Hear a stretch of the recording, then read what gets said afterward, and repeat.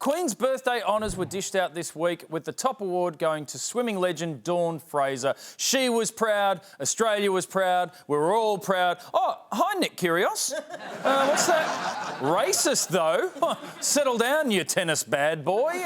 So when has our Dawn ever been racist to you, Nick, personally, during a 2015 interview on the Today Show? They should be setting a better example for the younger generation of this country, this great country of ours. If they don't like it, go back to where their fathers or their parents came from. You know, we don't need them here in this country to act like that. That, of course, was the day that Dawn got the Companion of the Order of Get Out of Australia. The Pope's much-awaited June prayer video has dropped with a special message for all of us about the internet. Internet es un don de Dios. Pidamos juntos para que las redes sociales no anulen la personalidad de cada persona, sino que favorezcan la solidaridad y el respeto del otro en sus diferencias. Yeah, it's all good and well when you've got fibre to the God.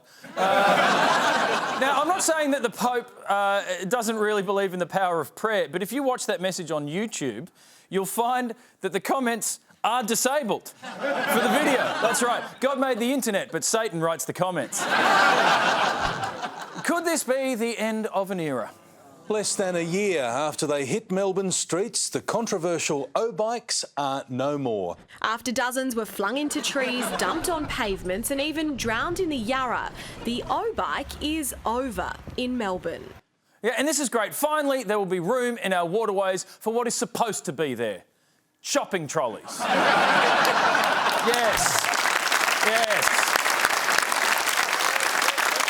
And it was a week of two summits, kicking off with the G7 in Canada, where international leaders got together to make the perfect caption this photo. Have a look. Yeah, I'm going with, Mr. Trump, will you please get out of that girl's wheelchair? But as soon as the fun photos ended and Trump had rolled away, the angry tweets began. Trump tweeting, PM Justin Trudeau of Canada acted so meek and mild during our G7 meetings, only to give a news conference after I left saying that U.S. tariffs were kind of insulting. Germany's Angela Merkel called Trump's tweets sobering and depressing. Oh, good one, Don. You've depressed the happiest woman in the world.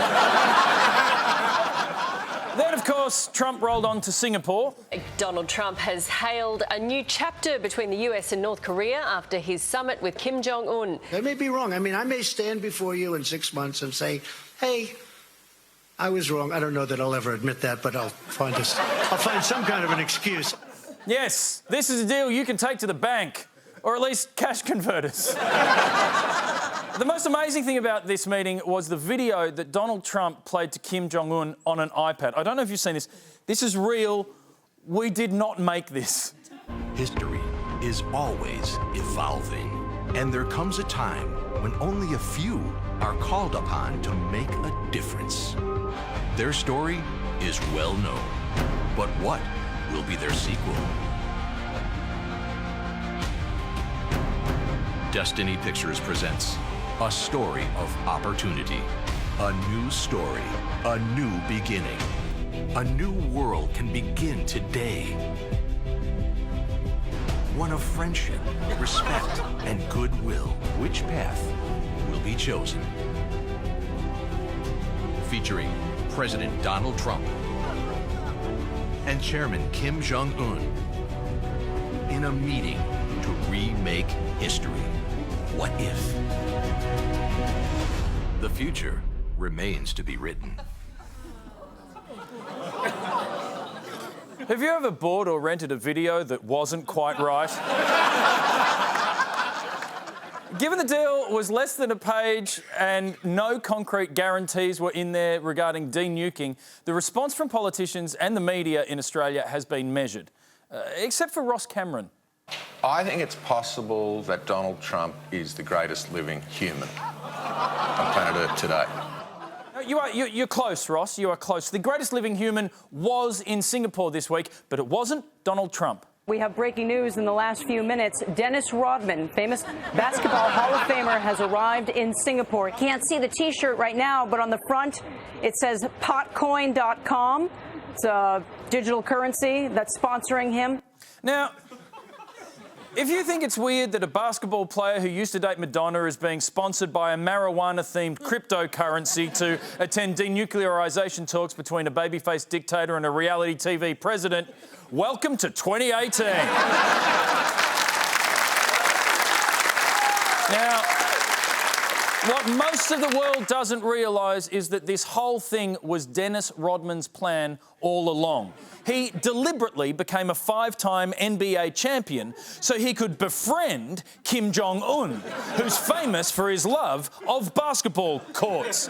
Meanwhile, Rodman met Trump on Celebrity Apprentice, where he was fired for misspelling Melania's name, something Trump liked so much he did it himself. And once he'd earned both men's trust, he pulled off his masterstroke. Former NBA player Dennis Rodman gave North Korea's sports minister a copy of Trump's book, The Art of the Deal, a present intended for North Korean leader Kim Jong-un.